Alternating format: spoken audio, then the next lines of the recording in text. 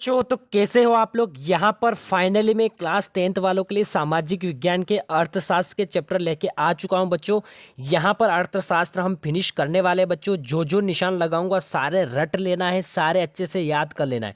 100% यहीं से आने वाला है। फिर से बोल रहा हूँ, अगर जिन बच्चों के पास प्रश्न बैंक है वो प्रश्न बैंक निकाल लो और निशान लगा लो, ठीक है।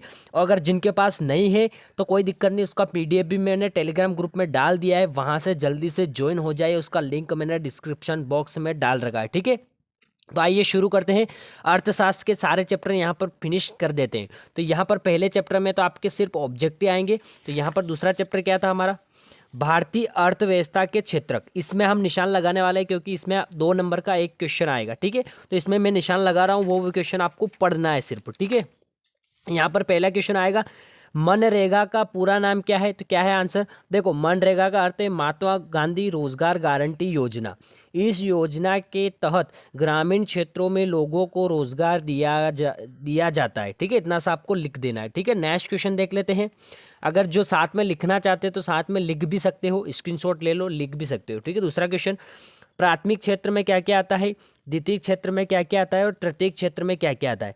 ये क्वेश्चन पूरा एक भी पूछ सकता है वो, और अलग अलग भी पूछ सकता है। तो आपके हिसाब से आप याद कर लेना, ठीक है। तो प्राथमिक क्षेत्र में क्या क्या आता है, कृषि आती है, पशुपालन, दूध डेयरी, वन, मृदा आदि। द्वितीय क्षेत्र में क्या आता है, लोहे से मशीन बनाना, कपास से कपड़ा बनाना आदि, ठीक है। ये चीज़ें आपको याद होनी चाहिए। और तृतीय क्षेत्र में क्या आना चाहिए, बैंक, बीमा, परिवहन, संचार आदि, ठीक है। डिटेल्स में भी पढ़ना चाहते हो तो एक लाइन डिटेल्स में भी आप पढ़ सकते हो, ठीक है।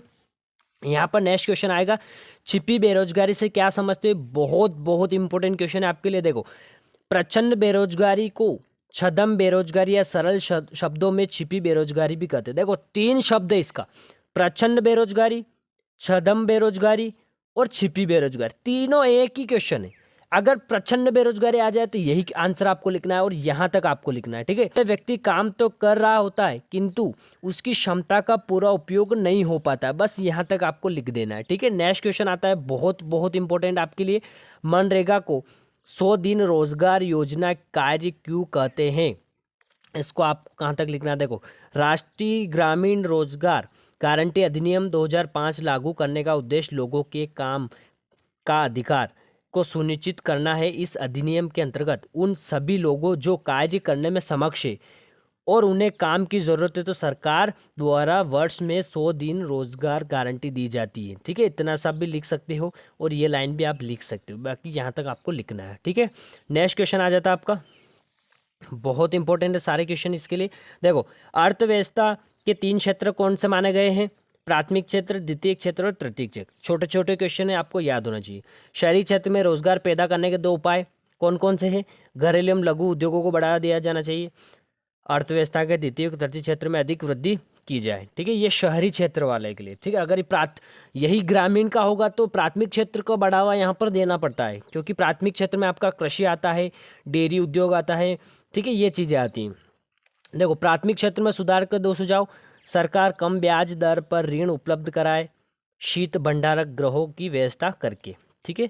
नेक्स्ट क्वेश्चन आ जाता है आपका, खुली बेरोजगारी और प्रच्छन्न बेरोजगारी में अंतर यहाँ पर बताना है। 2 अंतर आपको याद होना चाहिए, दोनों अंतर पर यहाँ पर टिक लगा देता हूँ, दोनों अंतर याद होना चाहिए, स्क्रीनशॉट ले लो या फिर लिख लो, ठीक है। नेक्स्ट चैप्टर यहाँ पर देखते हैं फिर, मुद्रा और साख, ठीक है। मुद्रा और साख में 3 नंबर का क्वेश्चन आएगा, तो वो क्वेश्चन भी हम देख लेते हैं, ठीक है। सारे बता देता हूँ मैं आपको, बहुत इंपॉर्टेंट है आपके लिए। देखो, सबसे पहले मुद्रा के 3 कार्य आपको लिखना है, ठीक है। देखो 3 नंबर में आएगा तो इतना छोटा काम नहीं करने वाला है, आपको सिर्फ ये पॉइंट दे रखे हैं, इन पॉइंट में आपको डिटेल्स में भी लिखना आना चाहिए, ठीक है।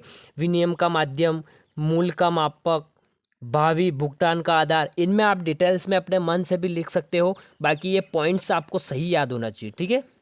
Next, reserve bank of India के 3 कार्य, ठीक है। इसको हम आरबीआई भी बोलते हैं, ठीक है, आरबीआई ऐसे भी पूछ सकता है, आरबीआई के कार्य, तो वही आता है रिजर्व बैंक ऑफ इंडिया, ठीक है। तो 3 कार्य आपको याद होने चाहिए, 3 नंबर में आएगा, ठीक है। तीनों कार्य आप पढ़ लीजिएगा, ठीक है। नेक्स्ट क्वेश्चन, औपचारिक क्षेत्र से प्राप्त ऋण की विशेषताएं, ठीक है। 3 पॉइंट्स आपको याद होने चाहिए, 3 नंबर में आएगा। स्वयं सहायता समूह के 3 कार्य, तीनों याद होना चाहिए अच्छे से, 3 नंबर में आएगा। तो 3 कार्य यहाँ पर लिखना कंपलसरी है, ठीक है। ऋण के 2 सकारात्मक प्रभाव, 2 तो इसमें दे रखा है, अगर क्वेश्चन आ भी जाए तो एक और अपने मन से आप ऐड कर सकते हो। ठीक है, नेक्स्ट क्वेश्चन देख लेते हैं इसमें जो बचे हैं। ठीक है, एक और क्वेश्चन बहुत इंपॉर्टेंट है।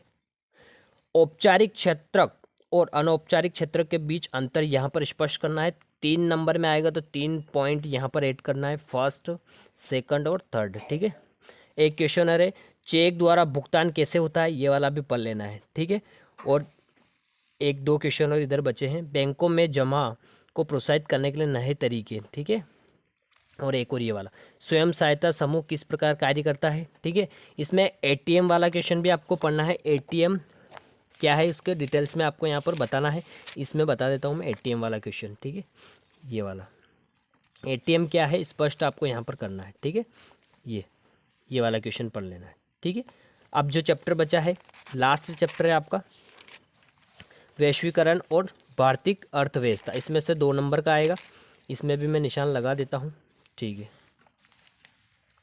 पहला है विदेशी निवेश, 2 बहुराष्ट्रीय कंपनियों के नाम, 2 क्वेश्चन ये हो गए। बाकी इधर देख लेते हैं।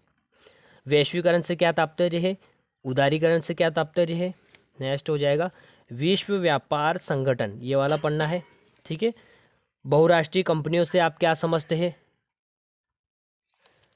और जो बचा है एक क्वेश्चन इसमें है विदेशी व्यापार विदेशी निवेश में अंतर, और ये वाला भी पढ़ लेना है। बहुराष्ट्रीय कंपनी एवं कंपनियों में किस प्रकार भिन्न है।